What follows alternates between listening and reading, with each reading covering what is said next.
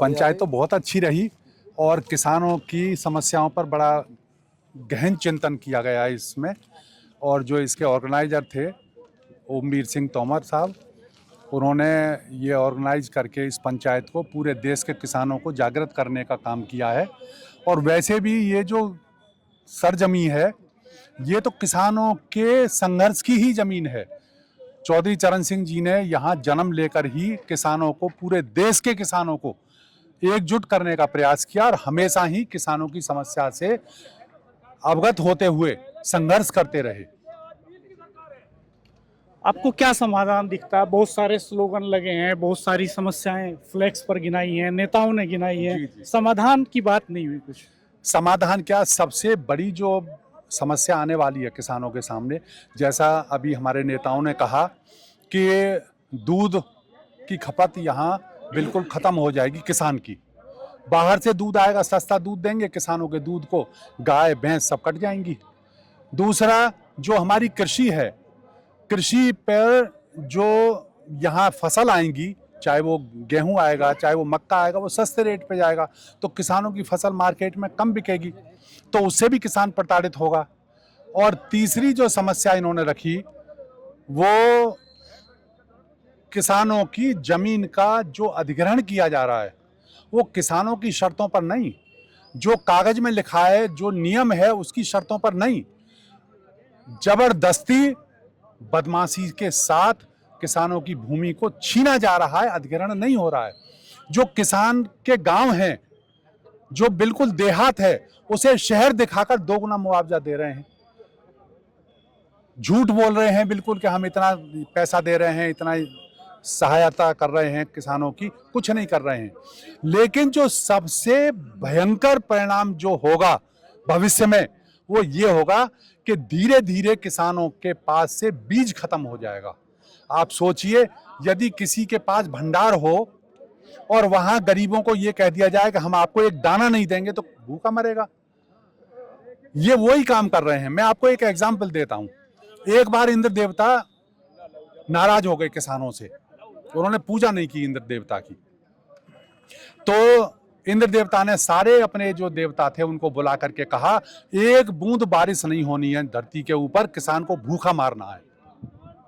सबने कहा ठीक है, क्योंकि इंद्र तो उनके राजा हैं, उनकी बात मान ली सबने। उसके बाद एक गंजा बादल बैठा हुआ था वहां, उसने बारिश कर दी। जब बारिश कर दी तो पता लगा इंद्र देवता को कि भाई ये बारिश किसने कर दी, कि गंजे बादल ने की है। गंजे बादल को तलब किया गया, उनसे पूछा गया भाई क्यों की तुमने ये बारिश?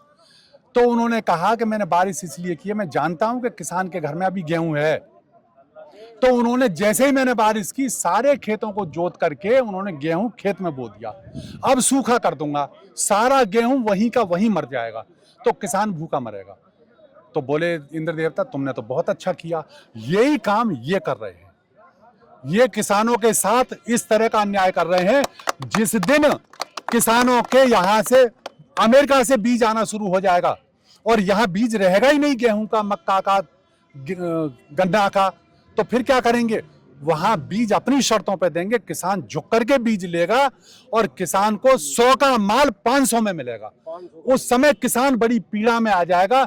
इसलिए आज इस सरकार को बदलना बहुत जरूरी है, जो किसानों की हितैषी नहीं है, जो गरीबों की हितैषी नहीं है।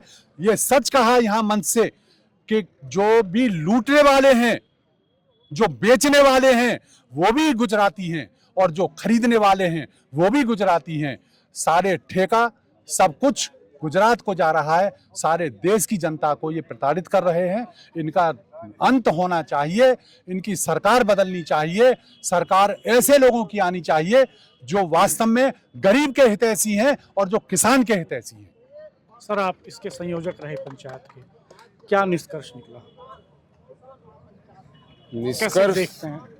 निष्कर्ष तो है ये पंचायत अपने आप में सफल पंचायत है। ये मशीन भी तो ठीक करवाओ जी, बिना मशीन के ऊपर जीत जाओगे। मशीन में भी तो गड़बड़ है ना। क्या गड़बड़ है? की गड़बड़ है? उसमें मोर मारे जाते, 3 उनकी जा लगे, एक वो हमारी वाली जा लगे। गड़बड़ है। ये पंचायत एकदम सफल पंचायत है और इसमें किसानों ने भागीदारी करके ये अपना भाव प्रकट कर दिया है कि हम भारत अमेरिका डील को स्वीकार नहीं करेंगे। नेताओं ने भी उस पर अपनी व्याख्या विस्तार से की है। कुल मिलाकर के ये आवाज़ छपरौली से किसान के पक्ष की आवाज़ सरकार के बहरे कानों तक ज़रूर टकराएगी। इस आवाज़ को कोई दबा नहीं सकता है। आज की पंचायत का निष्कर्ष है ये। आप कैसे देख रहे हैं सर इस पंचायत? पंचायत एकदम सफल रही। जी, इतने लोग इस क्षेत्र में आना, ये सब ओमवीर सिंह का मेहनत और परिश्रम और इनके चरित्र, जो पुराना चरित्र इनका संघर्ष का है, उस चरित्र को ध्यान में रख के लोग आए हैं। ये सफ़ेद वस्त्रों में सन्यासी है।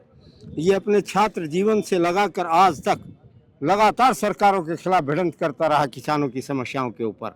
और जो लोग काम नहीं करना चाहते वे दूसरे आलोचनाएं भी करते हैं, लेकिन ये साधु की तरीके से, ये साधु वेश में हैं और साधु विचार के साथ किसानों की समस्याओं को, गरीबों की समस्याओं को, छात्रों की समस्याओं को, महिलाओं के ऊपर जब जब अत्याचार हुआ, माया त्यागी कांड उदाहरण है, इनके ऊपर कितना बड़ा हमला पुलिस ने किया, आज तक उसे झेल रहे हैं।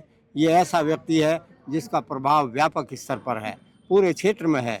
इसके नाम से लोग ये मानते हैं कि संघर्ष पुरोधा है, संघर्ष का साथी है।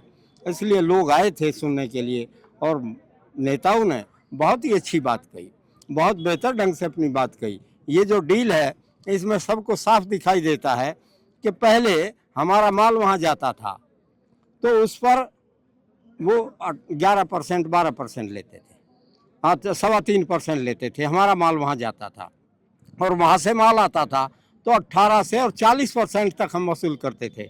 WTO के अंदर जब विकसित देश विकासशील देशों पर लगातार दबाव बना रहे थे कि अपनी खेती को खोलिए, अपनी खेती को खोलिए, उस समय की सरकारों ने खेती को नहीं खोला और उन्होंने कहा कि हमें ये अधिकार चाहिए कि हम अपने किसानों का संरक्षण कर सकें, हम अपने किसानों को बचा सकें इन लोगों से।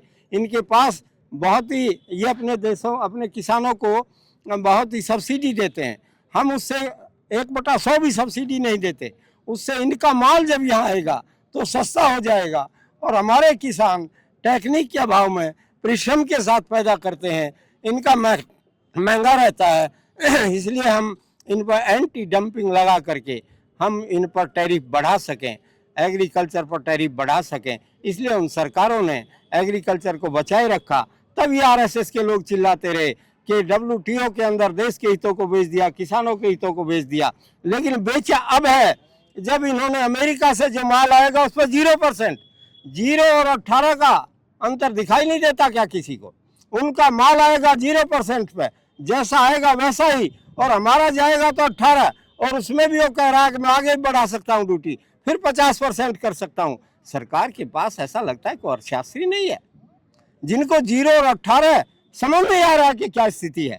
और अब ये सारा मामला सारी दुनिया के नज़रों में है। और जो दुर्दांत व्यक्ति जेफरी एपस्टीन था, वो मोसाद का एजेंट था, सारी दुनिया में चर्चा है, वो मोसाद का एजेंट था और ऐसा कार्य कर रहा था कि इतिहास में इतना गंदा काम शादी किन्हीं लोगों ने किया हो। यानी उन बालिकाओं को जिनको हम पूजते हैं, हम अपने सब शुभ कार्य से पहले जिनकी पूजा करते हैं, और ये लोग भी ये भी ढोंग करते हैं इनके पैर पूजने का। और वहाँ हो क्या रहा था, जहाँ इनके लोग जा रहे थे, हरदीप पुरी ने स्वीकार कर लिया कि मैं वहाँ जाता था और मिलता था। क्या करता था वहाँ से मिलने के लिए? क्या जॉब कर रहा था वो? क्या साधन दे रहा था इनको?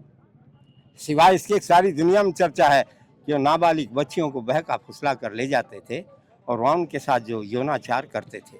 सारी दुनिया के अखबार लिख रहे हैं इन चीज़ों को। इसके बावजूद भी हरदीप पुरी वहाँ जाता रहा। बाद में स्वीकार किया, मीडिया के लोगों ने कहा कि उसके 100 के करीब ईमेल हैं। क्या बातचीत कर रहा था ऐसे गंदे आदमी से? वो इन्होंने मंत्री बना दिया और हटाया नहीं। गजब की बात है। हिंदुस्तानी सभ्यता, हिंदुस्तानी मूल्यों, नैतिक मूल्यों की बात करते हैं और कर क्या रहे थे?